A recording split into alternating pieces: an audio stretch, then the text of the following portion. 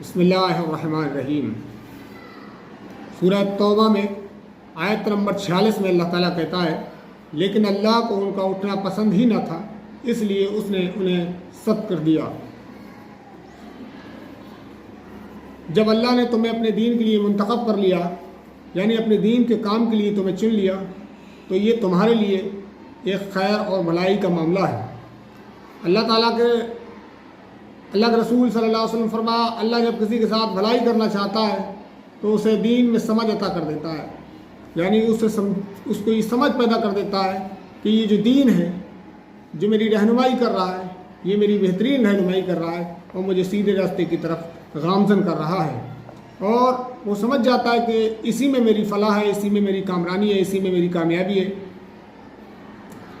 تو سمجھ لو کہ اس نے تمہارے دل کو دیکھ لیا اور اسے پسند فرما لیا، یعنی اللہ تعالیٰ نے تمہارے دل کو چیک کر لیا ہے اور اسے پسند فرما لیا اور اپنے کام کے لیے چن لیا ہے، اور اس میں اپنی یاد ڈال دی ہے کہ اللہ کی یاد جس کے دل میں ہوتی ہے وہی اللہ کا کام کرتا ہے۔ انسان حالانکہ وہ انسان ہے، جب وہ ایک گندا برتن استعمال کرنے سے انکار کر دیتا ہے تو پھر اللہ کا تصور کرو، وہ تو اللہ ہے، وہ کیسے اس گندے دل کو اپنے لیے منتخب کر سکتا ہے جس میں اللہ کا ذکر ہی نہ ہو، جو اللہ کے ذکر سے خالی ہو، اللہ کی یاد سے خالی ہو، اللہ کی خشیت سے خالی ہو۔ تو ایسے دل کو، ایسے لوگوں کو اللہ اپنے کام کے لیے منتخب نہیں کرتا ہے۔ اللہ تو انہی کو چنتا ہے جو اللہ کو یاد کرتے ہیں، جو اللہ کی طرف آنا چاہتے ہیں، جو اللہ کے دین کے لیے کام کرنا چاہتے ہیں۔ اللہ انہی کا انتخاب کرتا ہے، انہی کو چنتا ہے۔ اللہ نے ان کے دلوں کو دیکھ لیا اور انہیں استعمال کرنے سے انکار کر دیا، یعنی کہ جن لوگوں کے دلوں میں خدا کا خوف نہیں ہے، جو اللہ کی طرف آنا نہیں چاہتے، جو اللہ کے دین کو سمجھنا نہیں چاہتے، تو اللہ تعالیٰ کو بھی بے نیاز ہے، اسے ان کی ضرورت نہیں ہے، تو اللہ تعالیٰ ان کو نہیں چنتا ہے۔ مشہور لوگوں کی چھوٹی چھوٹی چیزوں پر رشک نہ کرو۔ یہ جو مشہور لوگ ہیں، جو سیلیبریٹی ہے، جن کے پاس پیسہ ہے، دولت ہے، تو ان کو جو اللہ تعالیٰ نے جو نعمتیں دے رکھی ہیں تو اس کو دیکھ کر رشک نہ کرو۔ یہ تو امتحان کے لیے اللہ نے دی ہیں، اور اللہ تعالیٰ نے جس کو دنیا میں سب کچھ دے دیا وہ آخرت میں خسارے کا سودا کر بیٹھیں گے، اور ان کے سامنے ذلت ہوگی، خواری ہوگی۔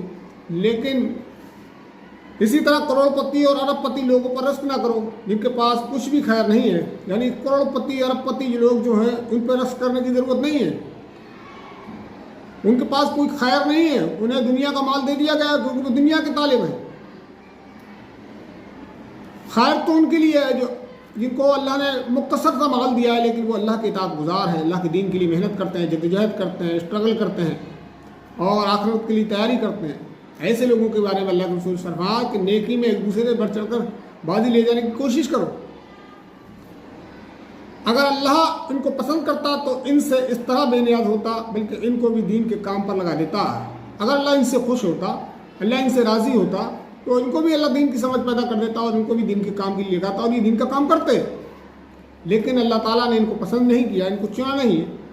تم وہ خوش قسمت لوگ ہو جن کو اللہ تعالیٰ نے اپنے دین کے کام کے لیے منتخب کر لیا ہے، چن لیا ہے، تمہیں سلیکٹ کر لیا ہے۔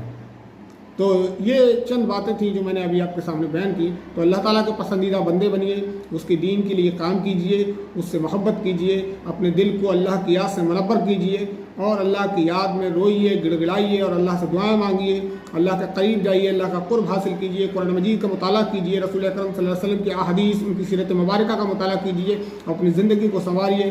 قرآن مجید میں ہی اللہ تعالیٰ کہتا ہے یہ وہ کتاب ہے جس میں تمہارے لیے زندگی ہے۔